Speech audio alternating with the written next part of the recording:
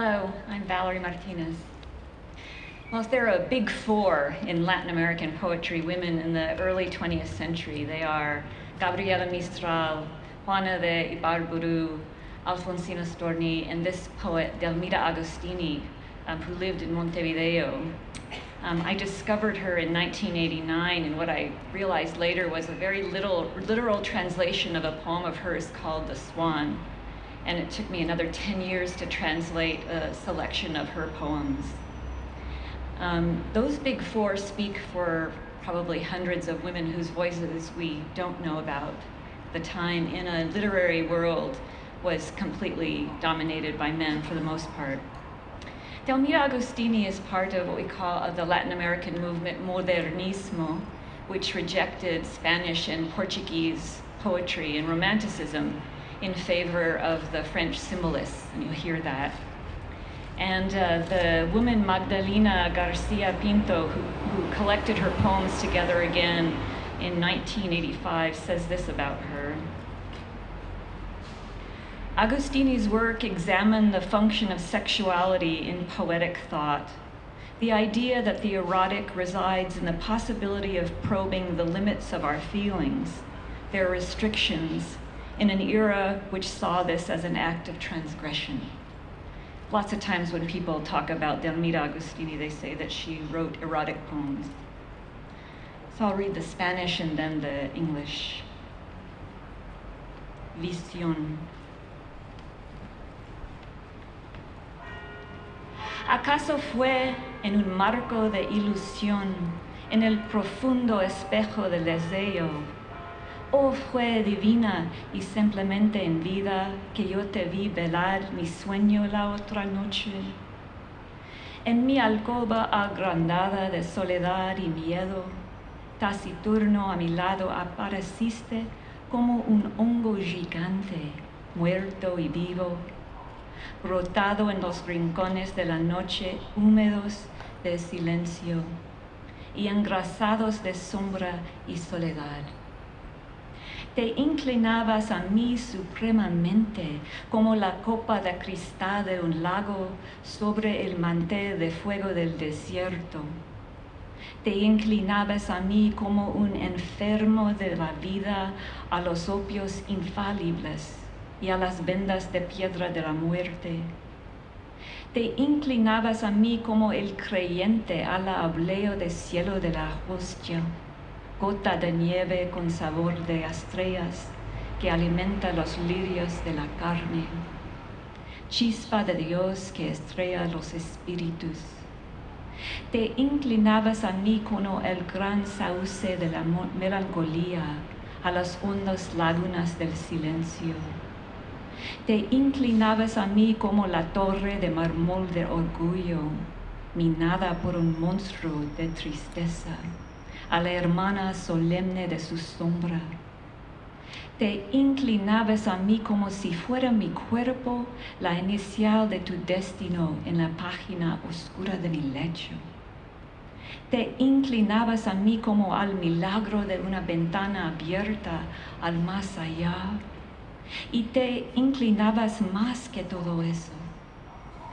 Y era mirada a una culebra apuntada entre zarzas de pestañas al cisne rebelde de tu cuerpo. Y era mi deseo una culebra glissando entre los riscos de la sombra a la estatua de lirios de tu cuerpo.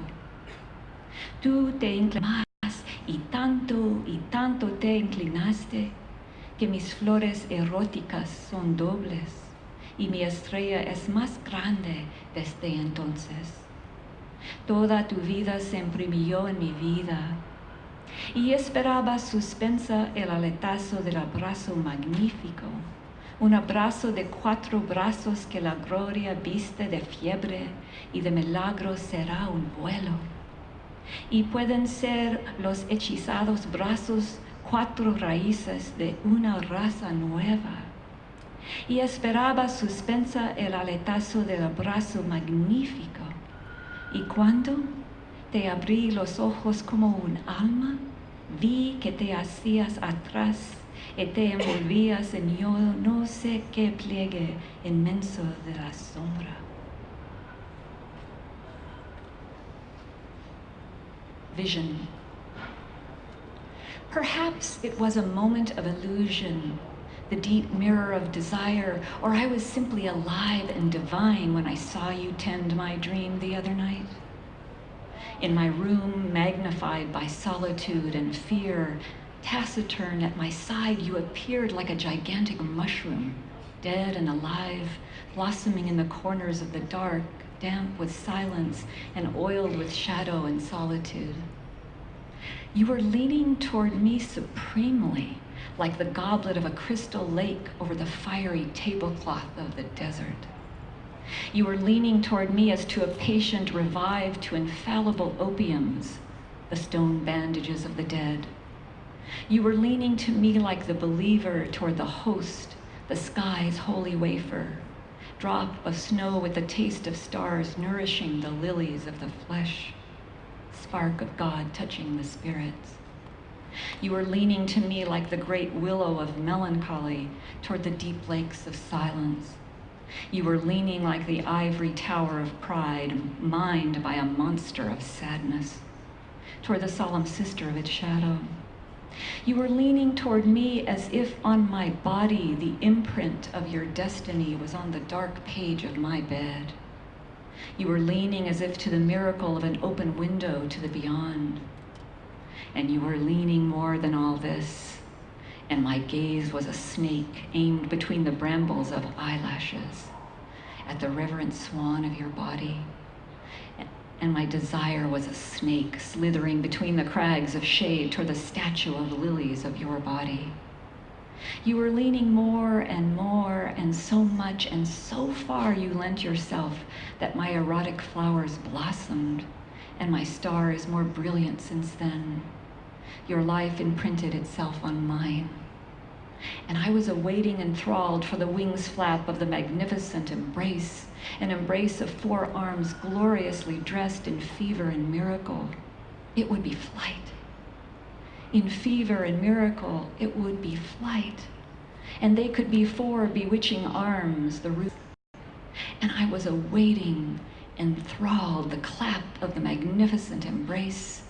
And when I opened my eyes toward you like a soul, I saw that you were moving away, enfolding yourself in some immense and unknowable cloak of shadow.